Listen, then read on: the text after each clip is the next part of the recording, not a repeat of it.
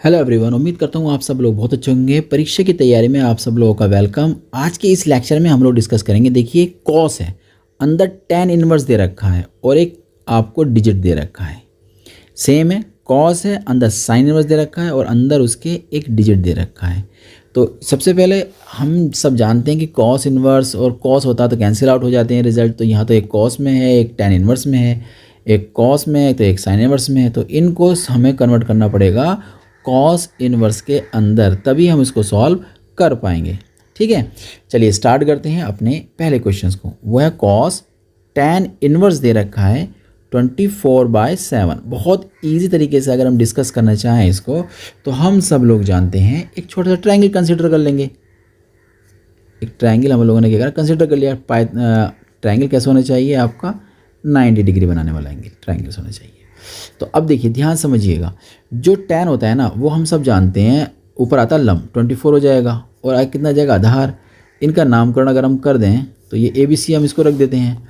तो पाइथागोरस के अकॉर्डिंग अगर हम कर्ण का स्क्वायर करते हैं तो एक तो बेस का स्क्वायर हो जाएगा, एक हाइपोटेनियस परपेंडिकुलर का स्क्वायर हो जाएगा।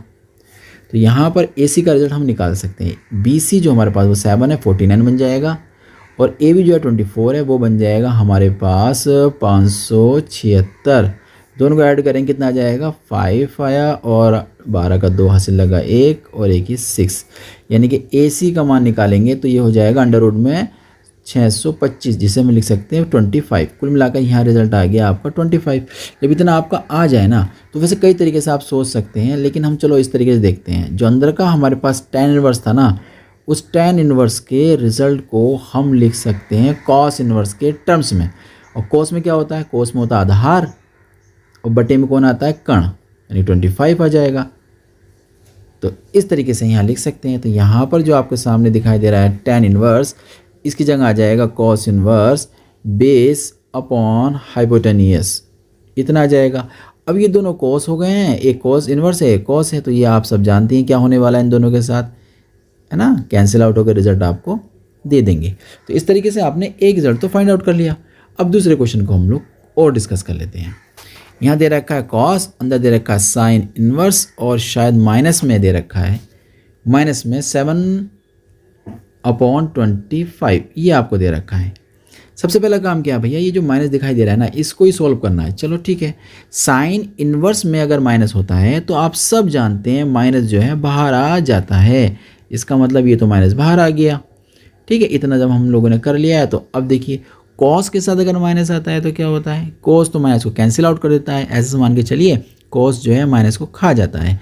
याद रखिएगा, कॉस इनवर्स नहीं है, कॉस इनवर्स में अगर माइनस आता है तब उसको कैसे लिखते हैं हम लोग, पाई माइनस करके लिख देते हैं, है ना, कॉस इनवर्स। लेकिन ये कॉस इनवर्स की बात कर रहा हूँ मैं, लेकिन यहाँ पर क्या है, कॉस है, इसलिए कॉस माइनस को कैंसिल आउट कर देता है। ये कहो कि कॉस जो है माइनस को खा जाता है। तो इस तरीके से आपने क्या काम करा, इस तरीके से आपने इसको बना लिया एक खूबसूरत सी फॉर्म में। अब देखिए वही तरीका हम एक बार फिर लगा लेते हैं। हमने क्या काम करा, एक ट्रायंगल बना लिया और ट्रायंगल में एक एंगल 90 का होना चाहिए।